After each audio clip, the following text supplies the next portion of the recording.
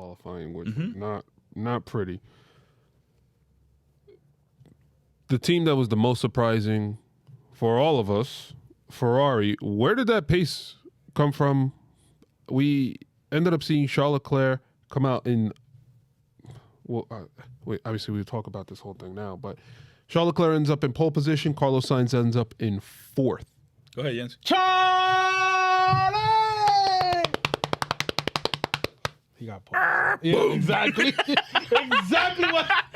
Exactly. Right, Yo, that is exactly what happened to me. I was so happy when he put in that lap, and then all of a sudden I see the scrum. I'm like, it's like the Doc Rivers gift. Dude, go ahead, Yhancy. Dude, I was here. I was here. I was watching the race. I mean, watching qualifying, and I was so happy because obviously they were going well, but it was by and then I don't know, man. I can't even explain it because I was super happy about it. Obviously, you come into the weekend, you expect Ferrari to do well, but you don't expect them to be that good. You saw, I think we went by practice, but when we saw those FP2 times, we were like, wait, Ferrari 1-2, FP2, like in Monaco. In the predictions, did any of us say anything Ferrari to be that high? No. I called for Leclerc to be 3rd in the race. And I thought he was going to be 4th. And I said, hey, he's never had a good weekend here. And he did. He did have a good... All he had to do was just not do that. Not crash on purpose. I think it's progressive. Like, he's done better every time. Maybe next year he'll do a lot better. So next year he's going to what? He's definitely going to be a podium. No, next year he'll finish the race. Maybe he'll start the race. Well, he has to. Next year he's going to actually park the car instead of crashing it. He's never finished a race in Monaco, even in the lower categories. That's ridiculous. Never. That's ridiculous. Wow.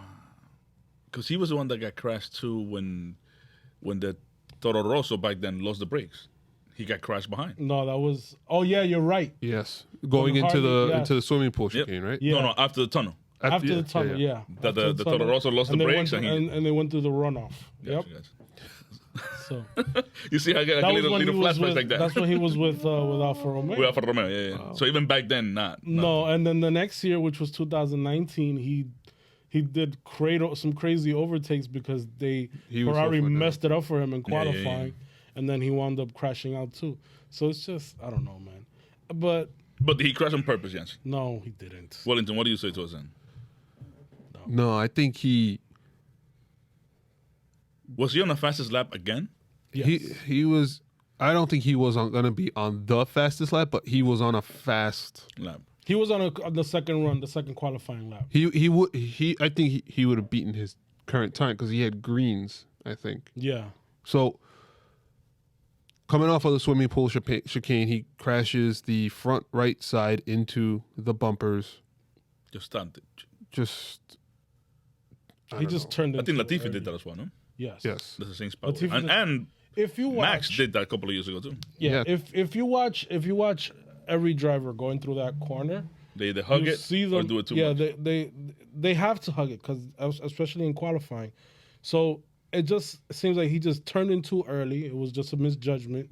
He hit the curb, and then once you hit that curb, obviously his wheel was off. He's a passenger.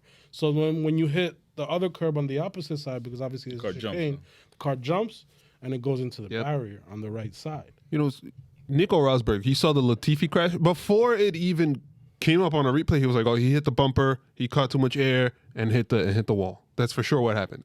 For sure. He nailed it, and it's exactly what Yhancy was talking about. Let me tell you something. Nico Rosberg always. That's a lot of knowledge. This dude knows what he's talking about. I think he is probably. Yeah, he's definitely one of the most underrated drivers ever. He should take over for Brundle. And when Brundle retires. But because I don't think Brundle's done yet. Brundle's good. I love Brundle. But he still impresses me. But his insight, I mean, if you can just ignore the for sure all the time, the for sure, it's really unbelievable. It's pretty cool, man. For sure. So, all right. So that's Charles. I guess we'll talk about it going into the race. But that's Charles Leclerc as far as qualifying, pole position, unbelievable lap. So I got to say, I think that... And to think that you had two other people that were on pretty good laps as well in Bottas and Max.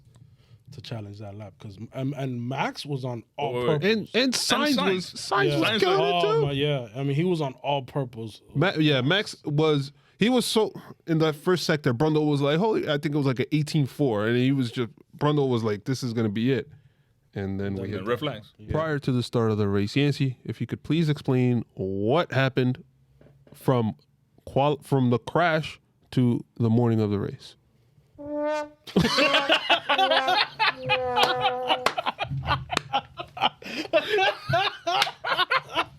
Yo, you nailed it! You nailed it! I gotta get one right. Oh man, yes. I mean, Ruben, give yourself a round of applause right there. Oh my god, nailed it! Walk us through it, Yhancy. Okay, so obviously, LeClerc, Welcome back, right? Yes. On Saturday, LeClerc obviously turned in too early, bumped into the guardrail. He went off the curb and went into the wall. His front right went That's what into took the blunt of the damage. Yeah, front right went into the wall, damaging his right wing and front suspension. Now, what happens? You go in, absorbs the thing, and then the back went into the wall too. So obviously, you have when the back of the car hits the barrier. What you're worried about is if your gearbox is messed up. Now, Why? obviously, Why? because the gearbox is back there. That's the transmission. I know, that's but where you change the wheel. why are you worried about that? Because if you have to switch out the gearbox after you're in park for May or any part, you take a penalty. There you Yeah, go. That's what I want to. because the gearbox has to run for a certain amount of race. Correct. If you change it at all, then you're getting a penalty. Yep. It doesn't matter what it is. Yes. No. No, at that time, at that part of the race, that level of the race that we're in. Yes. Yes, in park for May, but also yes, the gearbox has to run for a certain amount of races before you could swap it out. You get 3 for a year, right? Yeah. Yes, You exactly. can swap those out between the two. No, it has to. You have to run it. You have to for- run We have to look deeper into that too. For like Yeah, but you have to run it for a certain amount of races. If you Yeah, we change know it, That's part of the cost cutting Then you measures get- then that you were gotta- introduced last year. yeah, then you get a 5-place grid penalty. So, Ferrari checked it that The day, gearbox. that night. They said it doesn't appear. It doesn't appear to. Mm-hmm. Obviously, they're in park ferme, so they can't really go into detail. And now, when you're in park ferme, also you can only change parts that are damaged by the crash. So you can't So change anything. I'm sorry. else. Let's back up here. What is park for May? Park ferme. Park ferme. Is that a parking lot? No, that's what it sounds like though. Park ferme is the car goes into park ferme right before qualifying, meaning that you cannot change Touch it. anything on the car. You can't change any parts. You can't change nothing. The only thing you can't even change the setup. That's what practice is for. Practice is for you to figure out what the setup is for the car. You can't touch Choose it and anything. keep going. And that's it. So once you're in that phase, there's only certain things that you can change, but that's only if you get into an accident or if the part is not working. Now, when you go into, let's say if something happens in qualifying, it's what they call like for like. You have to change parts like for like. So every part that you change can be a different specification, has to be the same specification Of course. as you went into park ferme. And if you damage anything, you could only change the parts that are damaged. So Ferrari went through their inspection. They said the gearbox It's fine. is fine. Boom. They had to change everything on the right side of the car because that's what hit the thing. Now, when they went through their inspection, well, they went to the grid. Let me just go. They went up to the grid. They did their installation laps, and obviously Leclerc, there was a problem with the car. They thought it was the gearbox. Leclerc thought it was the gearbox because obviously that's what they're worried about. That's what everybody's talking about. That's what everybody thought it was right And away. everybody thought it was. Now, with further inspection, it was the drive shaft, which is basically the rod that transfers the power from the engine to the wheels. The left side drive shaft, the one that never opposite touched. side of the car, not the one that hit it. Yeah. So Ferrari obviously did not check that side of the car because there was no damage on that side of the car. So when they finally ran it, Would the FIA allow them to check that side? yes, they can if they want to, but But they if just there's have no, to. if there's no visual damage, they can't change the part. No. Well, I mean, that's the whole thing. You have to check it, but they didn't even check it. Gotcha. So You know they what could I'm have saying? probably You picked it can up. check it. You can see it. and you can say, oh, Mr. FIA. I don't know who the hell it would be. Yeah. Mr. FIA, listen, this is You can damage. talk to me. Yeah. Like, look, we're missing a gear on this thing. Like, we're whatever it missing- is. The drive shaft is broken, but Twisted they or whatever never it is. even checked it. So maybe, and we don't even know if they maybe even would have looked at it, that it would have been damaged, because obviously when things start moving, that's when things start getting messed up. Yeah.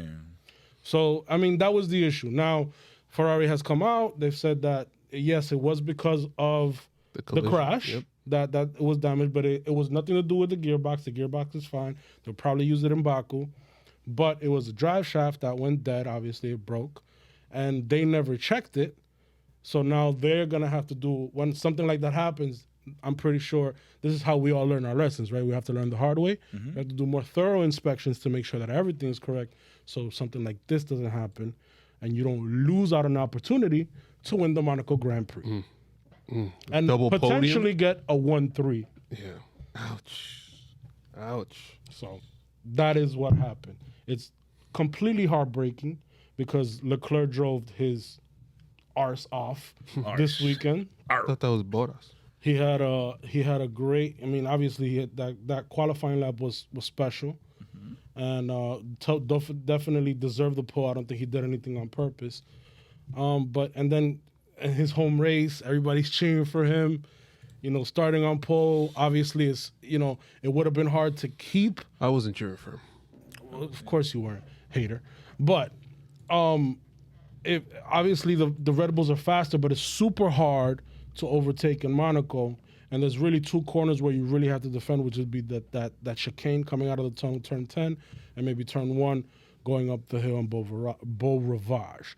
So if you know how to place the car, it's not really hard to defend. And we have seen Leclerc race before. Would it have been possible? Yes. Can Max overtake him? Yes. It would have been a better race, I think, if you had a slower car up ahead of a faster car. Would have been a better race, would have been a little bit more dramatic, and you would Probably have... wouldn't have fallen asleep. Exactly. But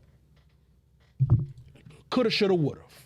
It is what it is. We have to wait till 2022 to see if he's able to get on pole again. Because I think if he's in front, he will win the race. Yeah. Yeah. Unless there's they flop the strategy, Listen, Like they did for Ricardo in 16. Yep, Yeah. exactly. I mean, and we saw it. You can lose a third of your power and still win still the win. race. It With happened Ricardo, it was in 2019. Yeah. Ricardo won that race. It happened to Ham in 2015 too, but he did it to himself. Hamilton, No, it wasn't 20. Well, Ricardo was 2018. Hamilton was 2019. the incident I'm referring to in Hamilton was 2015, where there was the first ever virtual safety car in Monaco. Yes. And then it led to a safety car. He saw on the screen movement in the pit, so he thought Rosberg had pitted, or the guys behind him had pitted. So he thought he was going to lose speed. Over the radio, he told, I guess the engineer that he wanted, these tires are not going to be well, because he thought nobody communicated to him that, no, these guys, I'm not pitted. Why would you want to pit? Right. So by the time he pitted, by the time he was around the pools, he caught up to safety car, so he had to slow down, while everybody else is playing catch up. So by the time he made it to the pits, He's done. Ross was already there. So when he came out, Ross was in front of him. He's like, the same thing as this weekend. What happened, guys? What's going on? So as a result of the whole Leclerc drama, first position, pole position was empty. Then we had Max, Valtteri Bottas, Carlos Sainz, Lando Norris, Pierre Gasly, Lewis Hamilton in 7th, Sebastian Vettel 8th, Sergio Perez 9th, and Antonio Giovinazzi 10th, the Bergamo Bullet. So the race director decided to leave that spot open. They did not want to. No, that's the rule. No, I don't know. I'm saying at that moment, because I believe Horner asked him, and he said, no, we just. Yes. Yeah, everybody that's gets in there would position. have been a lot of things to change. Of course. There was a lot of confusion, a whole too. bunch of stuff. Yeah. So it's not worth it. They could have just put me there. But, We got a picture there. yeah. All right, so there's the Ferrari bad luck, and then there's the... Hey guys, this is Wellington from the Jump to Start Racing crew. Before we start, I want to make sure to tell you to destroy that like button and to make sure to hit subscribe to be up to date with our episodes and clips. Please make sure to follow us on Instagram and Twitter. Our handle on both platforms is @JumpTheStartF1. See you there.